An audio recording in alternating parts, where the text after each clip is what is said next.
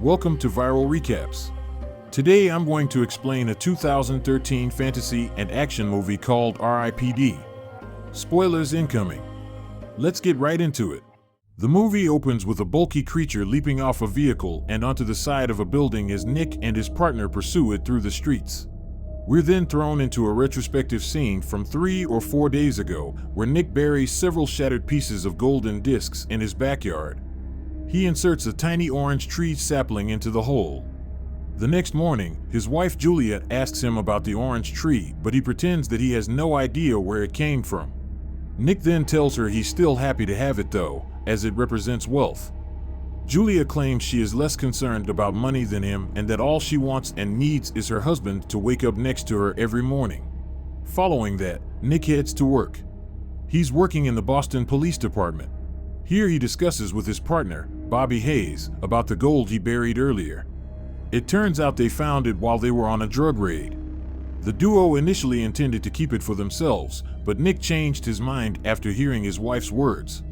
He doesn't want to risk getting caught for doing such a thing and ruin his life.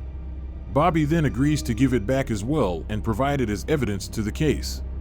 Their conversation is interrupted as the department prepares to raid a meth facility run by a drug lord named Garza. They'd been waiting him to slip for a long time, and finally, an informant gave them an address. Nick makes fun of Bobby for a moment about the street Christopher medal he wears around his left wrist as they're heading towards the location. They arrive with style, and as they break inside, a shootout spreads immediately. Nick spots Garza through the flying bullets as he tries to flee. He chases him up to the building's roof, but the criminal managed to escape through the window. Then Bobby shows up out of nowhere and tells Nick he can't let him turn the gold in and shoots him multiple times, causing him to fall from the catwalk all the way down to the ground and die on the spot. A couple of seconds later, he suddenly opens his eyes and everything around him seems to have frozen in time. He goes outside and everything there is standing still as well. As he's trying to process what the F is going on, a hole rips open the sky and a vortex-like cloud formation starts to slowly suck him in. He travels through something like a tunnel between death and life with countless more people flying around him. Then he's suddenly sucked into an office with a woman labeled as the Proctor. As they talk a bit, Nick manages to connect the dots and realizes that he's dead. She gives him 2 choices. He can either face judgment or become a part of the R.I.P.D, the Rest in Peace Department. He chooses the second option as he thinks he'll be able to go back among the living. That's not the case though. As the Proctor can read his thoughts, she warns him that's not possible. Then they head over to the department. On the way there, they're walking through a place that has many floors with jail cells. Here they keep the people who tried to slip through the cracks and stay on Earth after they died. This causes their souls to rot and they turn into monsters, which they refer to as the Deados. As they enter the department, a detained Deado tries to escape, but Roy, Nick's new partner, shoots him. Roy resists on having a partner, but the Proctor obliges him to. They meet and then enter the toilet, which is used as a portal between the 2 worlds. The arrival spot is a VCR repair shop. Roy then takes Nick to his own funeral. He couldn't resist watching his wife grieving over him as he's standing right there, so he ran up to her. He's shocked when she couldn't recognize him. Then he asks Roy why that happened, and he explains that once he dies, people see and hear him differently. He adds they should think of it as the universe's witness protection program and he should learn to live with it. Upon asking how people see him now, Roy gives Nick his new ID and he's not too happy to find out he's an old Chinese man now. On the other hand, Roy's after-death identity is that of a hot blonde chick. The duo then heads over to a hotel where a Deado might be hiding. As they're driving towards the location, they're talking a bit about each other. It turns out Roy died back in the 1800s and he was backstabbed by his partner as well. This is the reason why Ray doesn't want a new partner.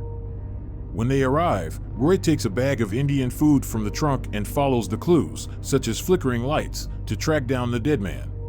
As they knock on the door, a normal-looking man opens. Roy says that they suspect him of being a Deado and they enter inside to question him.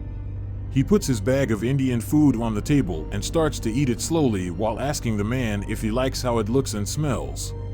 It turns out the cumin spice that the food contains triggers the Deados to transform into their true form. Nick tries to detain him, but the dead man rips his arm off and jumps through the window.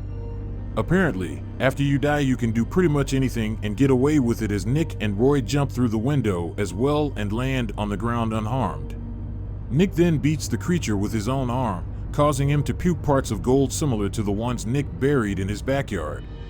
Just before fighting back, Roy erases him. Nick's very confused and wants to dig further and find out what the Deados have in common with it, so Roy takes him to Elliot. He's a Deado who's a big fan of the Red Sox. Roy has given him freedom in exchange to turn him into his informant. Nick asks him about the gold, but Elliot acts like he has no idea what is it and why would someone die for it. As Nick suspects that Elliot is lying to him, he purposely leaves him the chunk of gold to check if he'll do something with it. As the duo waits outside in the car, we see Elliot, who comes outside and waits for someone. Nick's suspicions turn out to be true, but he's shocked to see his partner Bobby is the one who Elliot was waiting for. He takes the chunk of gold and leaves. Roy and Nick follow him through Boston and he stops in front of Nick's house. Roy then makes fun with Elliot that not only Bobby has killed him, but he's probably screwing his wife too. They end up fighting a bit over it, but they stop as they notice Bobby and Julia coming out of the house into the backyard. Bobby tells her that Nick stole the gold and hid it there, so he'll have to take it and bring it in as evidence. When Roy sees the gold, he's mad at Nick for not telling him about it, so he finally explains. Meanwhile, Bobby exits the house and they follow him once again into a building where he sits down with a suitcase full of gold and starts to wait for someone. As the partners talk, they hear a dog barking and they turn around. As this man walks by the cleaning machine, it breaks, indicating that he's a Deado. He meets with Bobby, who gives him the suitcase and leaves. Then Nick and Roy catch up with the Deado and try to take the gold from him, but he sniffs the cumin from Nick's hand and transforms. Then he runs away into the streets, causing a big chaos, including multiple vehicle collision. We're back to the same scene with which the movie opened. The Deado jumps on the side of the building and starts running to the top. The duo almost got him, but he entered the building by jumping through the glass. He then heads over to the elevator, splits the door open, and jumps down the shaft. Meanwhile, Nick shot the elevator ropes and is heading towards him at a rapid speed. They collide, and shortly after, the elevator breaks through the building's roof. Nick has the gold in him, but the whole mayhem they caused while chasing the Deado is insane. Back at the Rest in Peace department, the Proctor mocks them for not managing to contain the Deado. People are already shocked, showing him on the news and wondering what kind of a creature he is. They get a message from the Eternals about the situation and the consequences of their failure. It turns out the golden discs are part of an incredibly dangerous artifact known as the Staff of Jericho.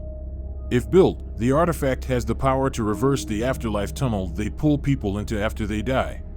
This means that all the Deados would be thrown back into the living world, which will result in a total massacre. When it comes to the consequences, they will both be erased tomorrow, meaning that the afterlife for them would be over. Upon hearing this, Nick goes to talk with Julia and tries to convince her who he really is.